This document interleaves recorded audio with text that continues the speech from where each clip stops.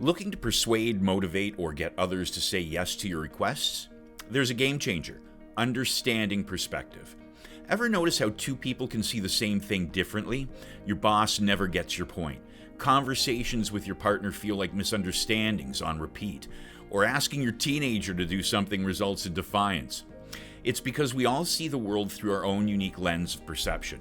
That lens is shaped by our upbringing, beliefs, social circles, and experiences. The catch?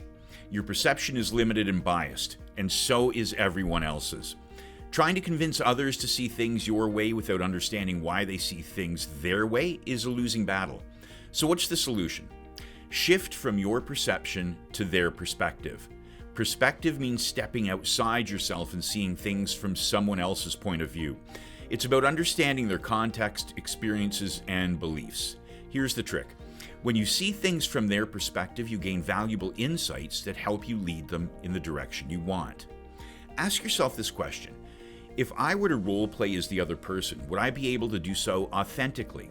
In other words, not being a caricature of them, but actually getting in their head and understanding their point of view. You see, it's counterproductive to think that the person who is disagreeing with you must have some mental issue. So that means they must have a legitimate reason to them for feeling or thinking the way that they do, and it's often based on their experiences or learned beliefs. But there's always a reason. Let's break it down with an example. Joy, a mortgage agent level 2, worked out that the best solution for her client, Samantha, is a private second mortgage. Joy went through the math and can show that it's better this way than to refinance Samantha's first mortgage. But Samantha would have nothing to do with a second mortgage. Joy's perception is that Samantha's probably averse to the rate, and the best way to deal with this is by focusing on the math and affordability. However, instead of doing that, Joy decided to try to figure out Samantha's perspective. Upon asking several probing, open-ended questions, Joy was able to uncover that Samantha was told by her father that second mortgages were only for those who were poor or had terrible credit, and that it was a sign of desperation. Once Joy understood this, she was able to discuss the options in more detail, related directly to Samantha's perspective, and eventually Samantha agreed that this was now, in fact, normal and smart financially.